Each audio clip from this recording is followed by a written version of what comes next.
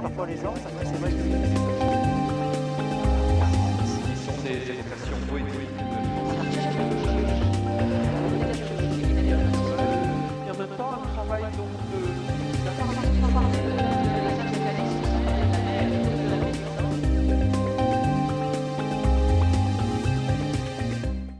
Nous sommes à la bibliothèque Raoul Mille, qui est située dans l'ancienne gare du Sud, qui a été entièrement restaurée. Et c'est une bibliothèque-médiathèque sur 4 niveaux, un rez-de-chaussée et 3 étages, et qui est absolument splendide. Nous avons choisi, avec la directrice, Madame Sylvie Orsatti, la thématique de la relation à l'écrit dans mon travail, ou en tout cas dans certaines des œuvres de ma production artistique. C'est étalé entre l'année 1986 et l'année 2018, c'est-à-dire, je crois, 32 ou 33 ans de travail.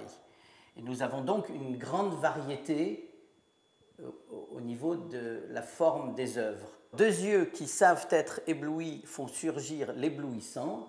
C'est une phrase de Roland de Jouvenel qui avait été déjà par moi-même mis sur ce collage que j'avais fait en 1992.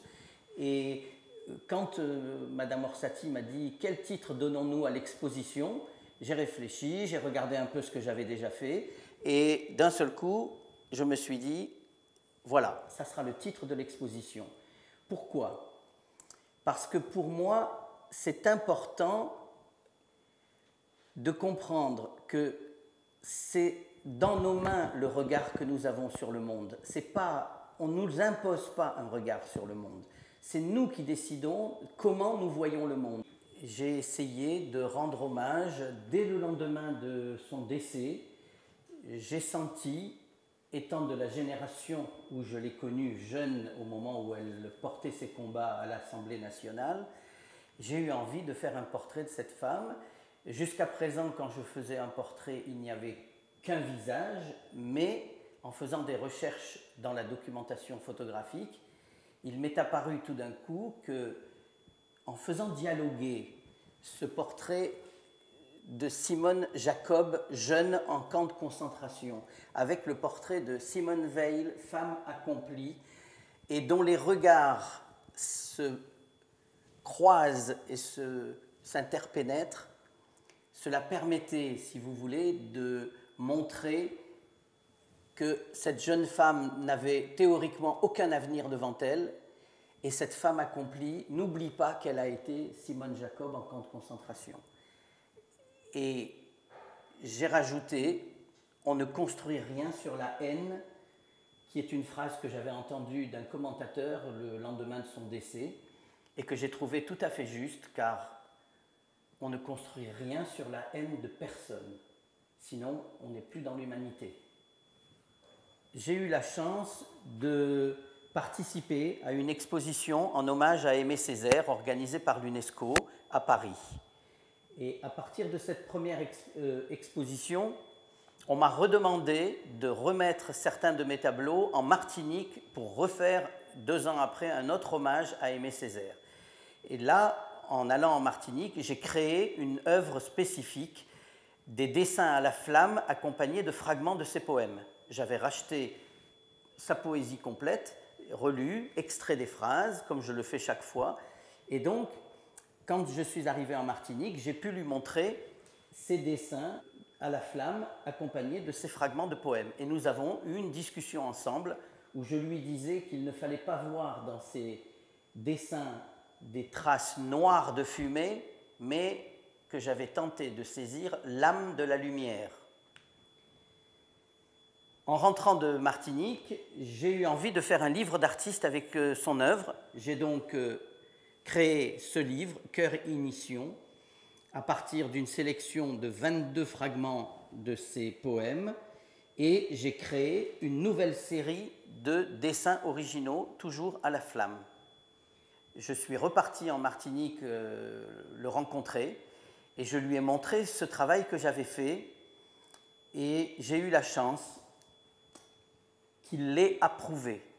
Il a dit, et on voit ici la photographie de la signature qui a été faite par un photographe dans l'hôtel de ville de Fort-de-France, À ce moment-là, il a dit aux médias qui étaient là, Marzuc m'a lu, il m'a compris, il est allé à l'essentiel et le message est implicitement contenu dans ce livre. Il a été au centre de ma création. Il a saisi l'essentiel de mon œuvre, il l'a senti et profondément senti. Alors, Les Polylobes, c'est une série, dans mes souvenirs, j'ai commencé en 1984 et je crois jusqu'en 1991 ou 92, une série de 18 tableaux en bois où je cherchais à exprimer l'unité de l'univers, l'unité du monde.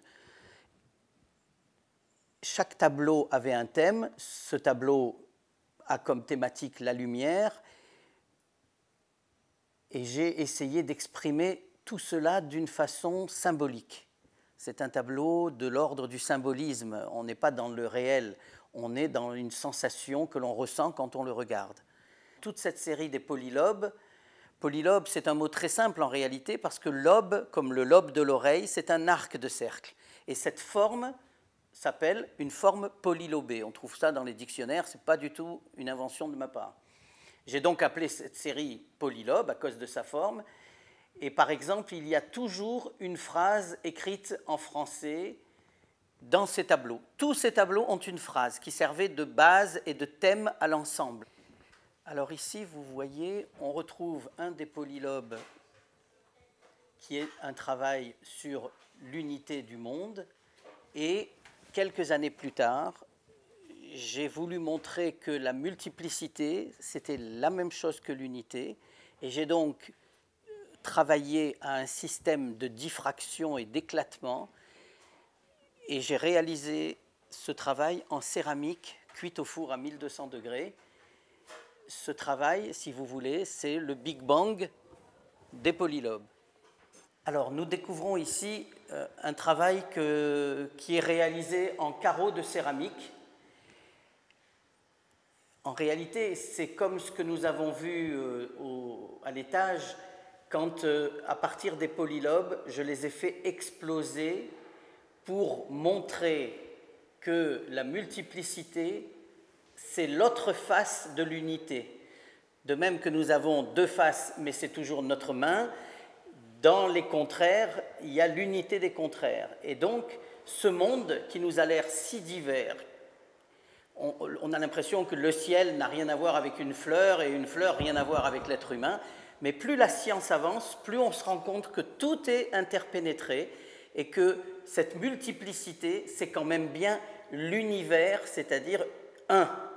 C'est pour ça que je vous disais, je voulais dans les polylobes montrer l'unité des choses et dans ce travail, montrer la multiplicité des choses.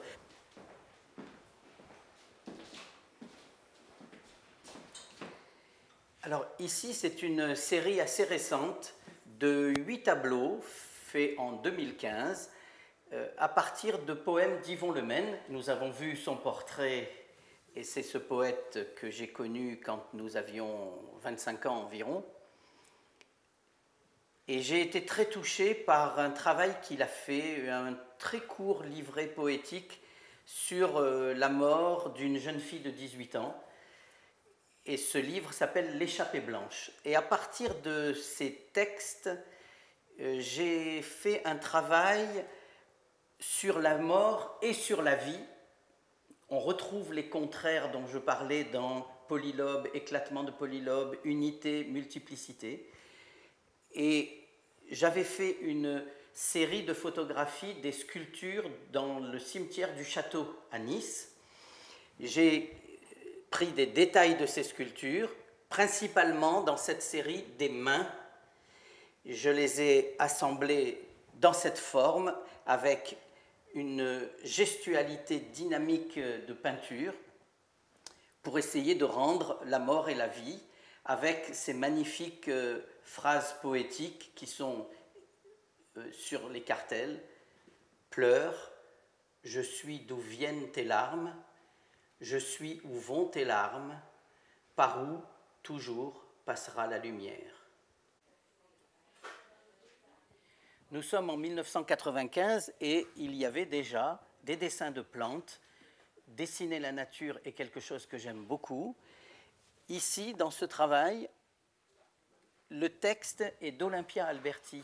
Olympia Alberti est une grande écrivaine niçoise qui a eu le prix de l'Académie française pour son œuvre poétique, qui est une amie avec laquelle j'ai travaillé dans plusieurs sortes de travaux différents, plusieurs sortes de dessins. Ici, dans cette série de tableaux, on a des fragments de ces plantes et des fragments de ces phrases poétiques.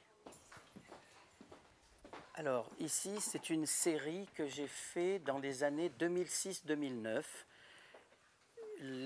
L'écrit n'est plus de poète ou d'écrivain que je lis, mais en relisant les lettres d'amour que j'écrivais à mon épouse, j'ai découvert qu'il y avait des phrases qui me semblaient suffisamment universelles pour pouvoir être offertes.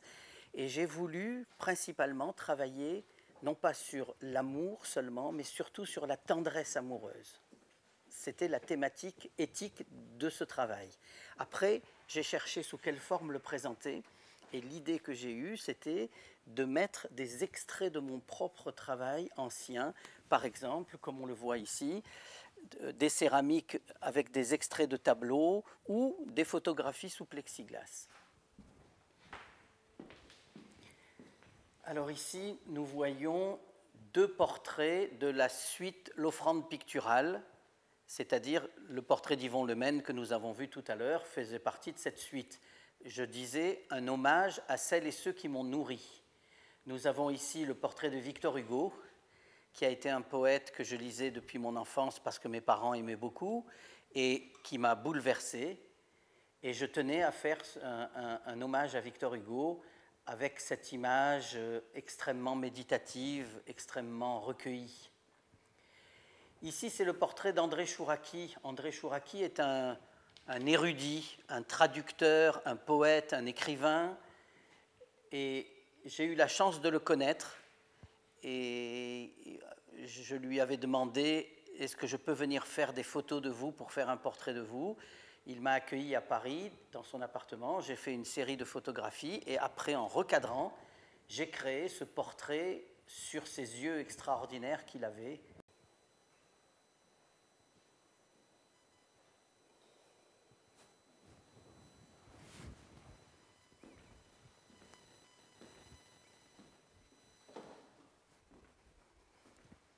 C'est extraordinaire parce que quand j'avais 16 ans, j'étais ici en face à la Villa Thiol. Ça a été ma première école d'art plastique. J'y ai été très heureux avec Madame Giresse et Monsieur Huguenin, les deux grands professeurs de peinture que nous avions. Et les professeurs nous mettaient sur la terrasse et tous les jours, on peignait le marché de la Libération. C'était un souvenir formidable.